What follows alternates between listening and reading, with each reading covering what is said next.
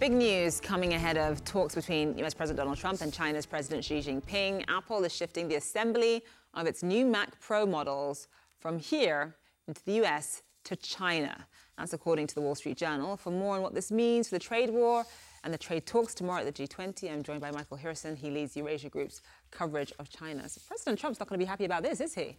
He may not be. He may even tweet about it. But it shows you how important China is to Apple.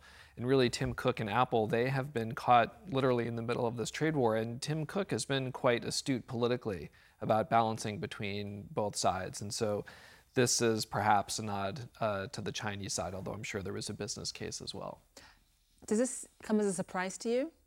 It's a bit of a surprise coming in the midst of the trade war and some tariff risk here. But you know, this is not the big mass market product like iPhones, which of course are already made in China, but with a mass market product, I think it would be even more exceptional to move it to China with the risk that the US could be slapping tariffs on these products. So when it comes to the trade talks between Xi Jinping and Donald Trump in Osaka on Saturday, the main linchpin, or one of the main linchpins, I should say, is really Huawei and what's going to happen with that. If neither side is willing to budge, can there even be a trade truce? It's hard to see. It's hard to see the Chinese side really moving if there's no solution for Huawei.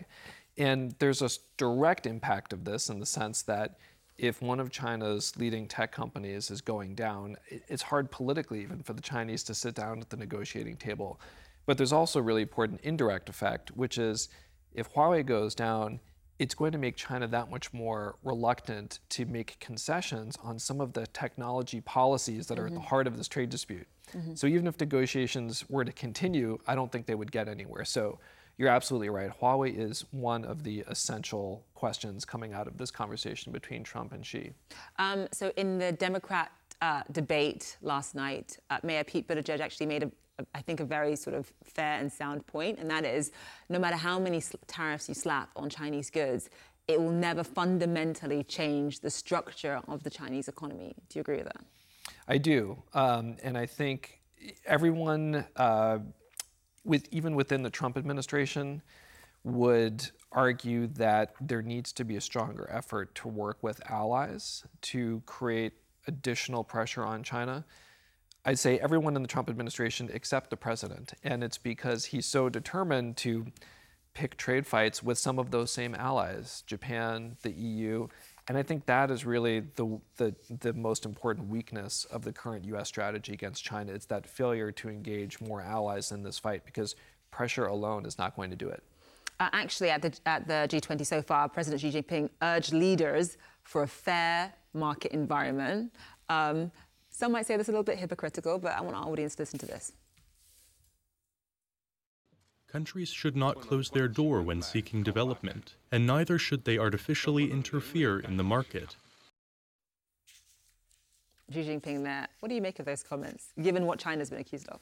Oh, it's absolutely directed towards President Trump. He has given Xi Jinping a bit of an opening to make that claim, but I think you're right. I think the audience that's intended for, I think they see through that. And the truth is that although many countries don't agree with the tactics that the Trump administration is using, they share many of the same concerns with China's current level of openness in their economy. So I think there's a limited extent to which Xi gets mileage from that kind of criticism. So overall, what has been the impact of the tariffs so far on the Chinese economy? It's been important, but manageable. I would say the Chinese are concerned, but not panicked. And they have more stimulus measures that are coming online that I think give them a reasonable degree of security that if trade talks don't go well, they can ride this out, at least in the short term. The big issue, which they don't have an answer for, is supply chains migrating from China to Vietnam, to Thailand, to Mexico.